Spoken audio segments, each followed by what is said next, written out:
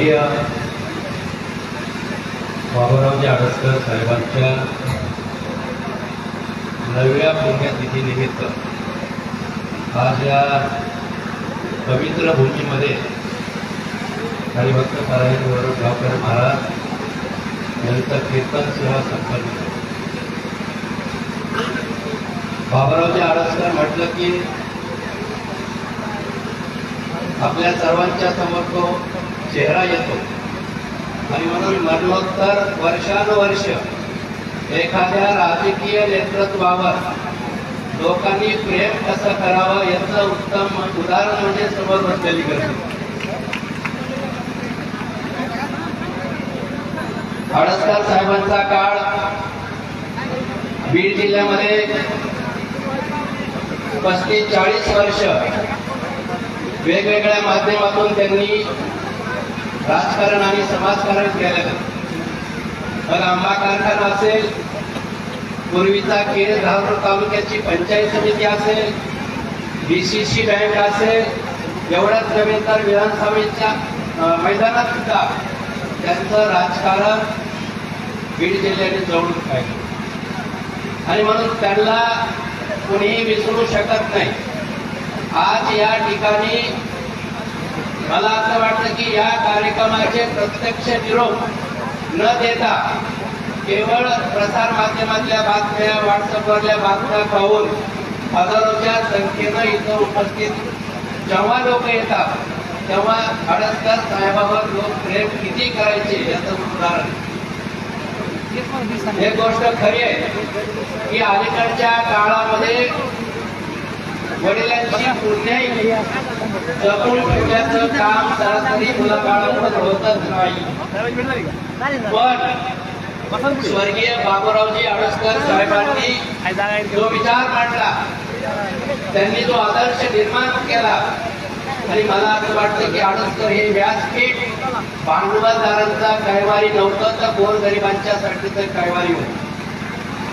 आम्ही डोळ्याने पाहिले की आडसकरांचा दरबार 24 तास उघडा असायचा.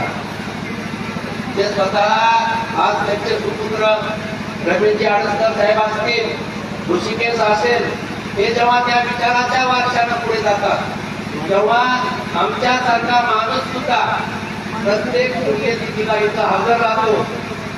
मला अनेक गोष्टी आठवतात की धारूरच्या बाजार समितीमध्ये स्वतः साहेब आल्याच्या नंतर किंवा त्यांच्या घरी जर आम्ही आल्याच्या नंतर ते अनेकदा म्हणायचे की रमेश तू रामकृष्णीचं ऐक, बघ ते काय म्हणते ते.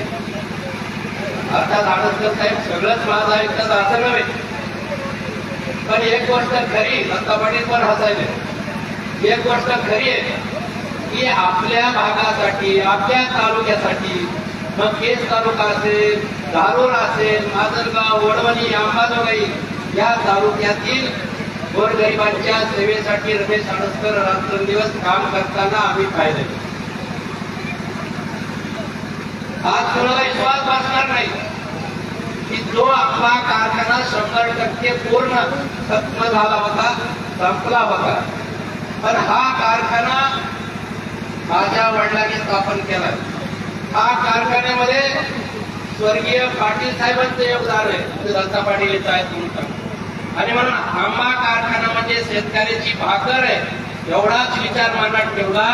अनेक हाताटोपी करून राजकारणाच्या पायऱ्या चढवत त्यांनी उपक्रम केला आणि यांना आंबा कारखाना चालू होते हे शेतकऱ्यांच्यासाठी करायचं. आणि म्हणून हेच आडसकर साहेबांनी सांगितलं होतं की शेतकऱ्यांची सेवा करा, गोरगरिबांची सेवा करा. आणि आडसकर साहेब खूप काही करून गेले. आता महाराजांनी सांगितलं की काही माणसं फक्त उपकार करून देण्यासाठी जन्माला आले असतात, तसं साधू संत असते. पण मला असं वाटतं की एखाद्याच्या जीवनाचं पुस्तक जर उघडून पाहिलं तर पानावर काय केलेले, शिक्षण संस्था स्थापन केल्या, माध्यमिक शाळा स्थापन केल्या, खडकी देवळ्यासारख्या ग्रामीण भागामध्ये सुद्धा त्या काळामध्ये इकडे आंबेडगाव पर्यंत, तेलगाव पर्यंत शाळा स्थापन केल्या. ही एक दृष्टी होती की माझ्या गोरगरिबाचं शिक्षण या लेकराला मिळाला पाहिजे, या मागचा तो उद्देश होता. आणि म्हणून मी आडसकर साहेबांचं परत या ठिकाणी कौतुक करीन, रमेश राऊत की हीच दृष्टी त्यांच्यामध्ये आहे. आणि म्हणून केजमध्ये इंग्रजी शाळा अलीकडच्या जमान्यात जास्त वाढल्यामुळं एक नामांकित शाळा चालवली जातात, पण मला वाटतं की आमच्या वहिनीचं त्याच्यामध्ये योगदान आहे. हे सगळं 100% श्रेय रमेशरावला देणं मला मान्य पडत नाही शिक्षण क्षेत्रामधलं. आणि म्हणून आज एक चांगला म्हणजे असं महाराजांचंच प्रमाण आहे. संत तुकाराम महाराज म्हटल्याप्रमाणे की कोळी कन्या पुत्र होती जे सात्विक तयाचा हरिक वाटे देवा. परमेश्वराला सुद्धा ह्याचा हेवा वाटतो की वडिलांच्या पुण्यानं शिरवाद धनवान लेकर निघतात आणि हे लेकर चांगलं पुण्यकर्म करतात. पुण्यकर्म कशाला म्हणायचं की आपल्या वडिलाच्या पुण्यतिथी निमित्त त्यांच्या काळात ते सहकारी बोलवायचे, माझे मित्र बोलवायचे, प्रेम करणारे बोलवायचे, माता भगिनी बोलवायचे आणि त्यांच्यासाठी काहीतरी स्मरण म्हणून एक चांगला कीर्तनाचा कार्यक्रम असेल. मला तर असं वाटतं की यावर्षी त्यांनी आरोग्य शिबिर ठेवलंय, रक्तदान शिबिर ठेवलंय. आणि म्हणून असा एक ज्या महाराष्ट्राला, ज्या बीड जिल्ह्याला, ज्या मराठवाड्याला स्वर्गीय बाबूरावजी आडसकर यांचं नाव आहे. आणि हे नाव की जे आडसकर साहेब नावाची ज्योत आहे की तेवट ठेवण्यासाठी स्वतः लेकर त्यांचे त्या समयीमध्ये दिवा आडसकर नावाचा ज्योत तेवट ठेवण्यासाठी वर्षानुवर्षापासून तेल टाकतात आणि हे काम सुद्धा पुण्यकर्माचं आहे. आणि म्हणून या ठिकाणी झालेली कीर्तन सेवा असेल त्यासाठी वेगवेगळ्या क्षेत्रातील मान्यवर मराठवाड्याच्या, बीड जिल्ह्याच्या कानाकोपऱ्यातून सारेच नातेवाईक वगैरे सर्व या ठिकाणी येतात. पण असे काही साक्षीदार आहेत. आज या ठिकाणी सगळे चेहरे जर पाहिले तर अलीकडच्या काळातले 10 वर्षातले काही रमेशरावच्या सोबत आलेले मित्र परिवार आहेत. पण आदरणीय अंकुशराव इंगळे साहेब असतील, दत्ता पाटील असतील किंवा इतर सावकार शिंदे हे सगळे माझ्या सहित स्वर्गीय बाबूरावजी आडसकर साहेबांच्या सहवासात राहिलेले आपण आहोत.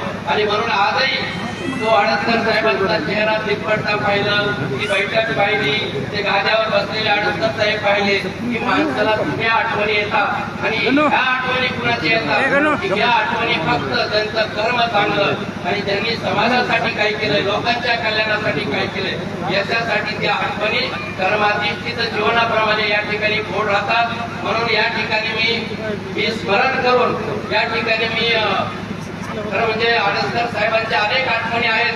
पण मी रमेशरावांना या ठिकाणी एक सांगू इच्छितो की तुमच्या वडिलांच्या विचाराचा जो आदर्श वारसा तुम्ही या ठिकाणी चालवता तो चालवण्याची गरज आहे. वेगवेगळे उपक्रम होत आहेत. खरं म्हणजे त्यांनी आता बोलताना सांगितलं की आगामी यानंतरच्या सुद्धा येणाऱ्या वर्षामध्ये एक सामान्य